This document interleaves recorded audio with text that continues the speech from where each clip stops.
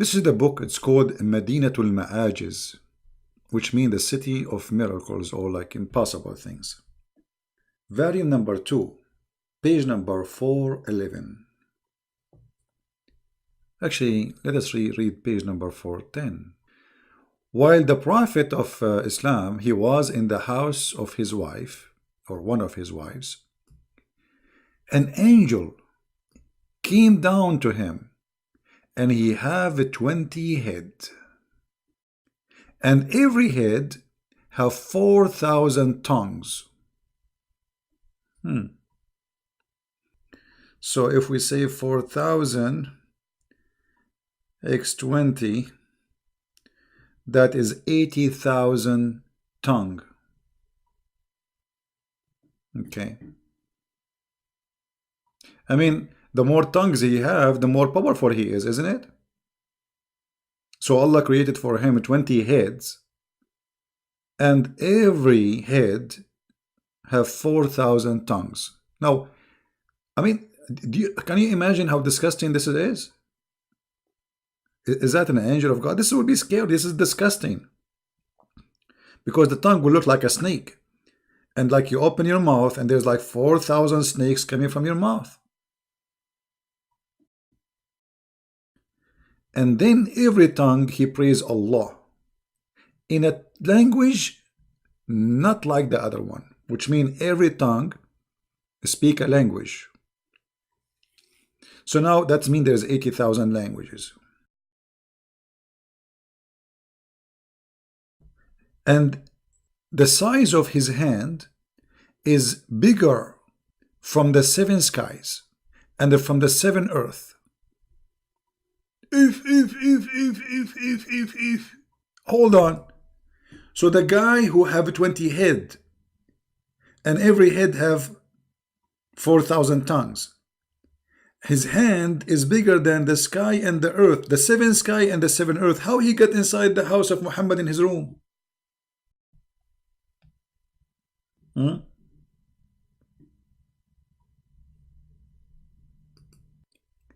By the way, some Muslim, they might say to you, oh, he is lying in the translation. Let me use Google browser, so we can use Google translation. You know what I mean? Google is not too much accurate, but better than nothing. Here we go. This is, I will use Google. I will click in the front of you, translate to English. All right. It says, when the Prophet was in his house, in the house of Salama, an angel, he came to him, not a king, with 20 heads. On every head there is 4,000 tongues.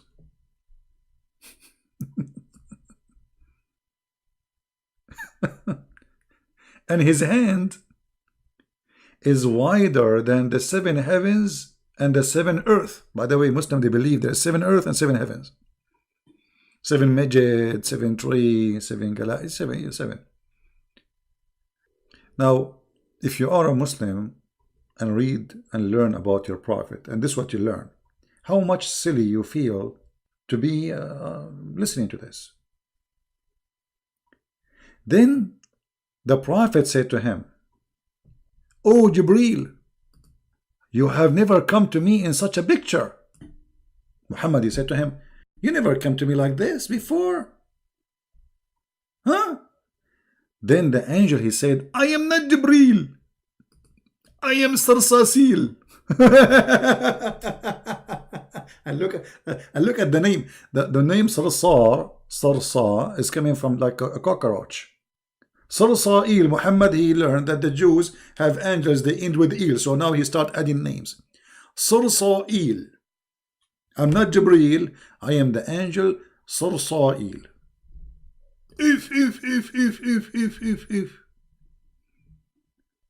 I am Sarsail. Allah sent me to marry the light from the light. If. Who is the light who will marry the light? Your daughter Fatima to Ali ibn Abi Talib. Because the Shia, they believe that Muhammad and his families, they are made of light. So Allah, he sent this angel who have a 28, look like this guy, he is a specialty, is a wedding ceremony. You know, like, there is people who do wedding, preparing for wedding party, etc., etc. And then the Prophet, he married Fatima to Ali. But who was the witnesses? Who was in the party? Guess what? There was a Jibreel, and the angel Mikael, and the angel Israfil, and the angel Sarsail.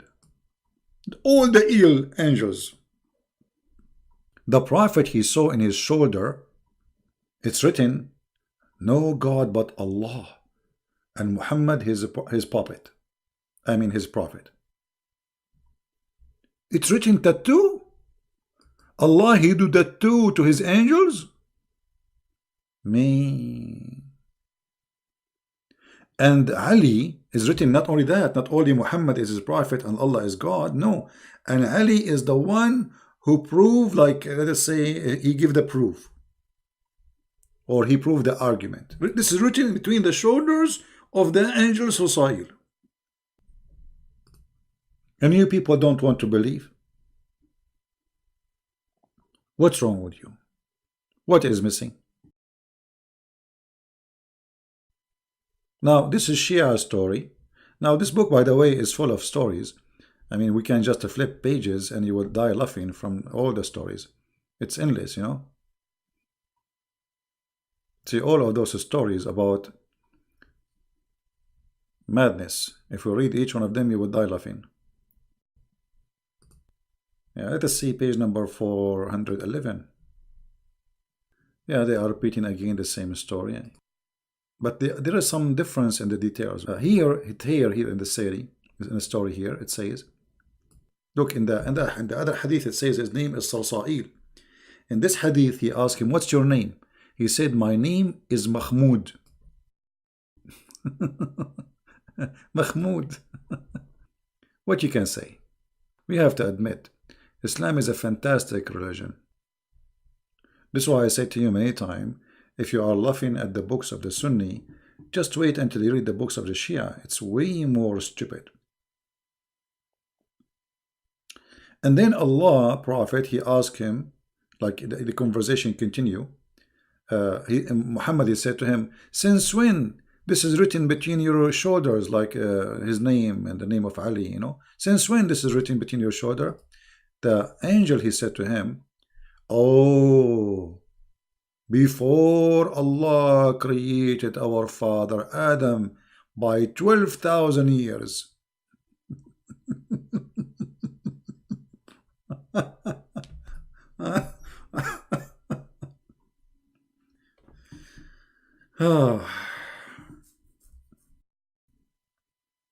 What we can say. Now let us just to be fair, let us stop for a second from the books of the Shia and goes for the book of the Sunni. Because not only the Shia are silly with their belief, the Sunni is more silly sometimes, and sometimes the Shia, they beat them. This is the book of Al-Bidayah and Al-Nihaya for Ibn Kathir, page number 249. So it's reported to us that there's a guy, his name is Abu Salama, from the city of Al-Basra, which is in Iraq, and he was like a crazy guy and he didn't care. And it mentioned to him the benefit of the miswak. And what is the blessing in it? Blessing, there's a blessing in it. And then he said, by Allah, he swore by Allah, I'm not going to use miswak except in my and then he entered in his anus. Oh. And then after he entered in his anus, he took it out.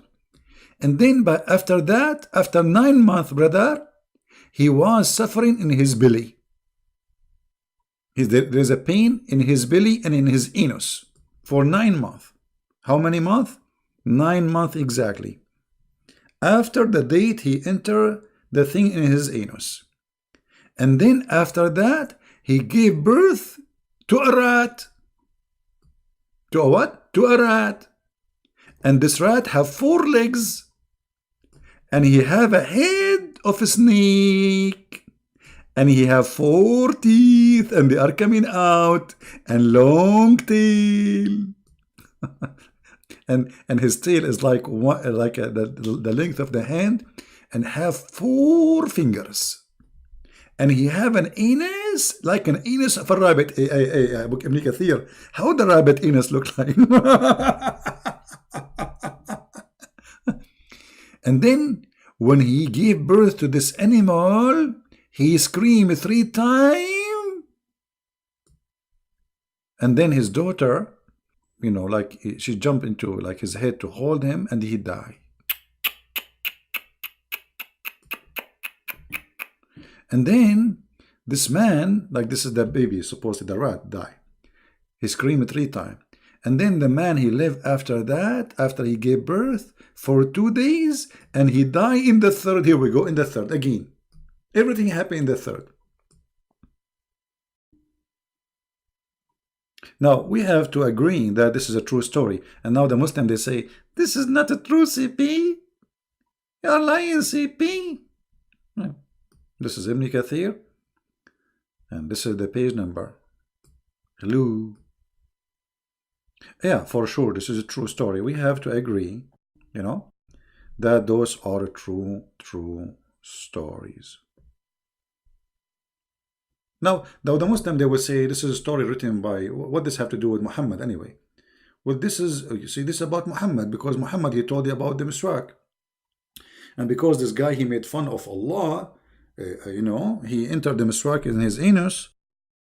This has happened to him. That's a very true story, right?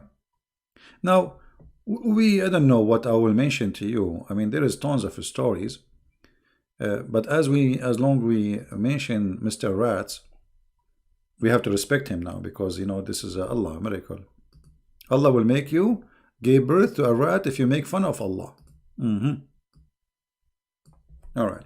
So if we go here, let us see a rat. Let us search for a rat, because now the rat is inspiring me. What we can say about rats? Here, Muslims, what your prophet said about rats? Do you know? Any Muhammadan knows what your prophet said about rats? Guess what? Prophet, peace upon him, he discovered that rats are Jews. Yes, brother. The Prophet, he discovered that rats are Jews.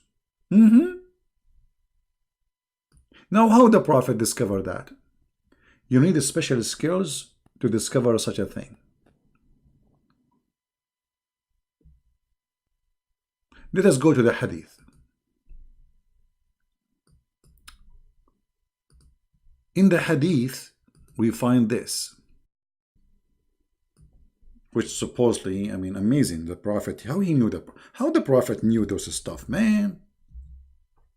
Here we go. Brothers and sisters, once upon the time, there was a prophet, his name is Muhammad. The Prophet said, a group of Israelis were lost. Nobody knows what they did. Nobody knows what, see here, this is suspense. Nobody know, nobody know, nobody know, nobody. Me. Nobody knows what they did. Even you, Prophet. How in the world this is happening? I cannot believe it. I'm disappointed of the Prophet, which Allah chose from between all mankind. He do not know what happened to them. So what you know, Muhammad? But I do not see them. Muhammad is talking. Please show respect. But I do not see them except that they were cursed and changed into rats. Like what? Like what? What? Hey, this is... Let me introduce to you Jack Shalom.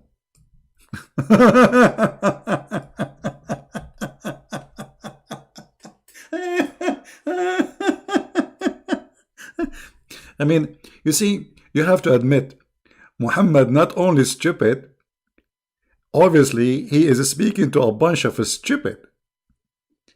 If this is a prophet telling a prophet story, what about the one who is listening and believing? Hmm?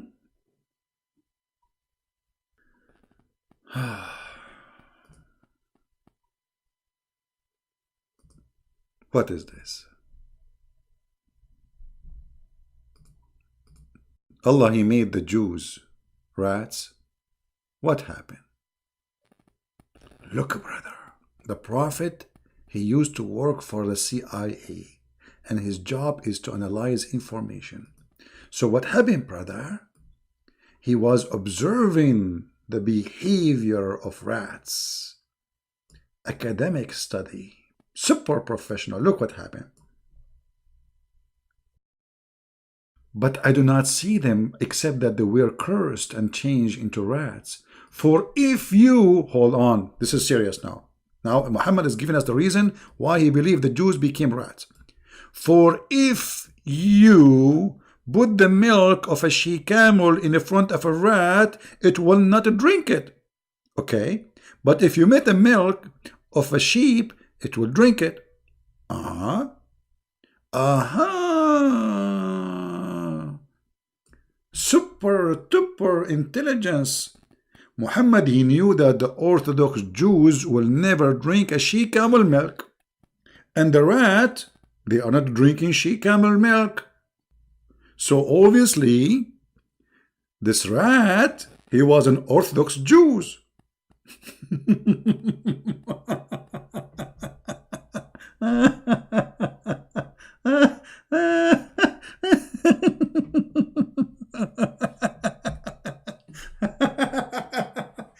Hey, brother, I'm going to use the logic of your prophet. If we put whiskey in the front of a donkey, he will not drink it. And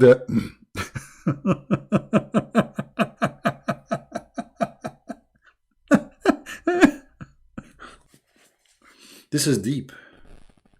I mean, this is deep. The prophet discovered that those are Jews.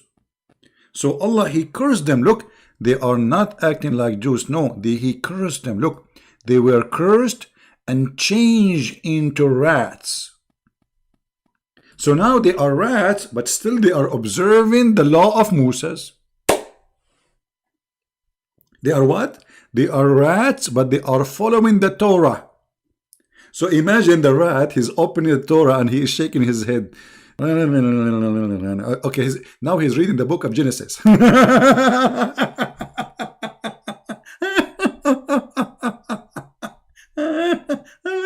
Unbelievable. So beautiful and so beautiful, so cute. Now remember, the stories of the Prophet Muhammad, they are made, you know, like, I mean, they have a special level of intelligence. They are made for adult. Yeah, like this. And those adult, whatever the prophet he say, they agree. And those adult, they love the stories of the prophet, don't you? So you adult who heard the story of the Prophet Muhammad about how he was discovering that rats, those rats are Jews. What do you think, kids? I mean, adult. Exactly, I got you. So all of us, we knew. Do you think there is anyone better than the Prophet of telling stories? See, they are not liking this. Only the Prophet, he knew how to tell stories. Man. How the Prophet, he got this knowledge and courage and intelligence and analyzing information. I mean, this guy, he's a genius. If you open his brain, what we will find?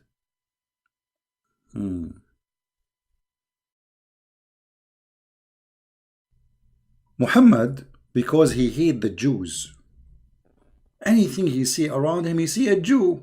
He see a rat, he see a Jew.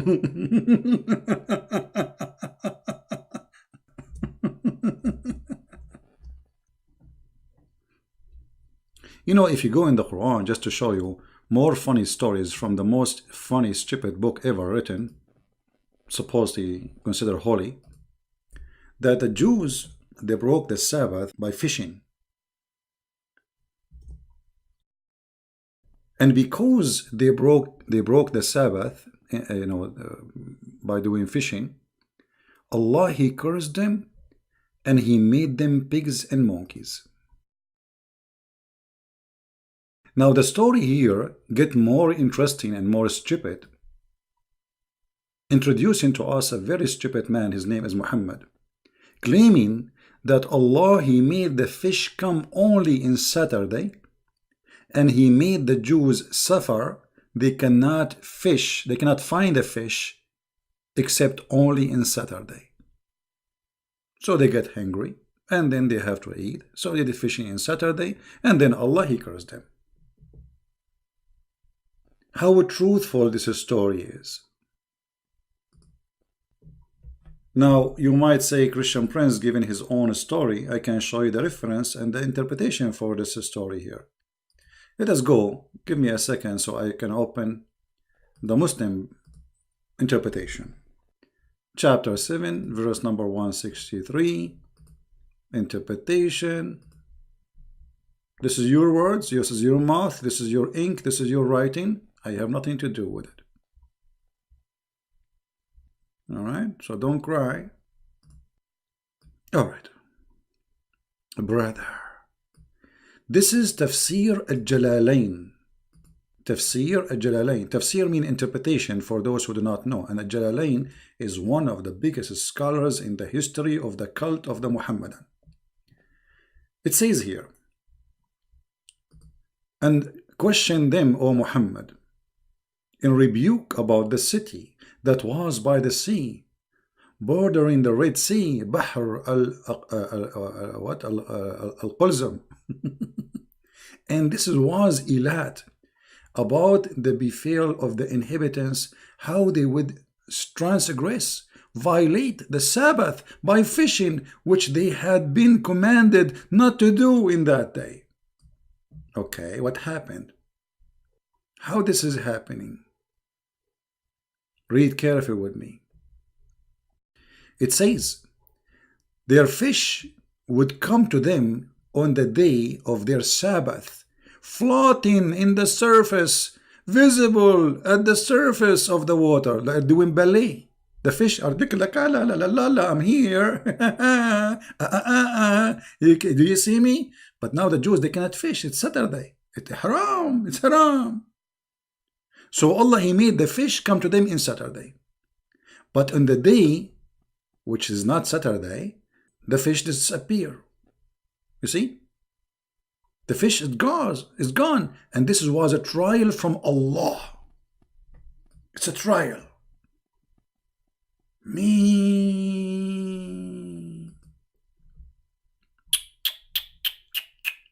This is Quran. This is Quran. This is not shish kebab. This is the best of the shish kebab. Hummus. If you don't like Al-Jalalain, by the way, we can change that interpretation for you. We can go to Ibn Kathir, potato, tomato. I mean, it doesn't matter. Here we go. This is Ibn Abbas, the cousin of your prophet. It says, ask them, the Jews, O Muhammad, about the story of the township called Aylah that was in the sea, how they break the Sabbath. They used to transgress in the Sabbath by taking the fish. Man. But the fish come to them only in Saturday. What do you think, Muhammadan? So Allah, He make the fish come to them only in Saturday, and because they fish in Saturday, Allah, He made them pigs. See, this God, His name is Allah, will not make you a pig if you rape women, no. Or you rape children, no. Or if you kill a human being, absolutely not. But He will make you a pig on the monkey if you fish in Saturday. If you rape a woman in Saturday, He will not do anything to you. But doing fishing in Saturday is a bigger crime. Now, for sure, Zakir Naik, people asking about Zakir Naik. Zakir Naik, he will explain it to you perfectly. He will say to you, brother and sister, I thought myself I was fitting in the sea, and I thought I do it, man, and it was Saturday, and he named in the room. I said to him, please, brother, don't fit in Saturday. It's very dangerous. You are a zoo. You are forbidden to do fitting in Saturday.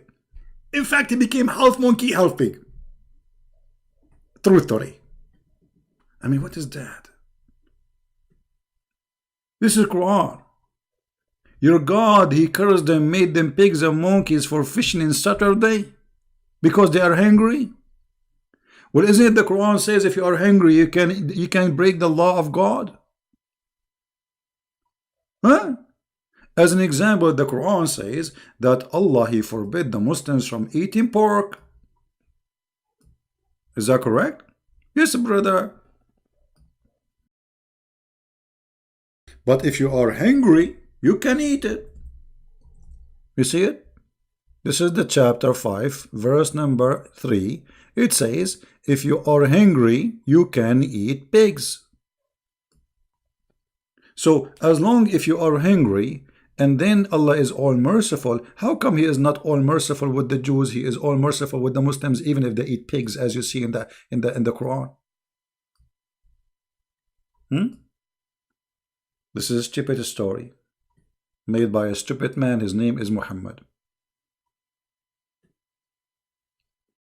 Prove me wrong. Prove me wrong.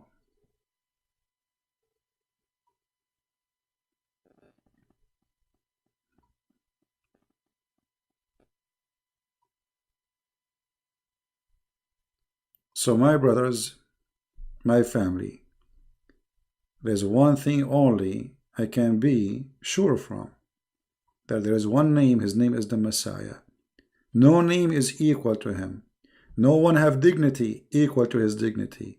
Nobody have ethic like his ethic, and nobody have wisdom as he spoke. His name is holy. His act is holy. His words is beautiful. His words is miracle. He say and he do what he say. He ask us to forgive, yet in the cross he forgive those who they are killing him. Literally. He said, Father, forgive them. They don't know what they are doing. You see, if the Messiah is a hypocrite person, in the cross he should be different person. So all his life saying forgive, forgive, forgive. Christ, how we pray, say our Father art of heaven, and then he say forgive to us the same we forgive to others. Imagine this person who is saying to us too much forgiveness, and yet in the cross he did not want to forgive. No, he forgive. In the cross, forgiving those who they are crucifying him. Who can be better than him? So if there is something I can be proud about, it's me following the Messiah. Otherwise, me, myself, I'm no one. So again, thank you. May the Lord bless you. Christ is Lord. Islam is false. Take care.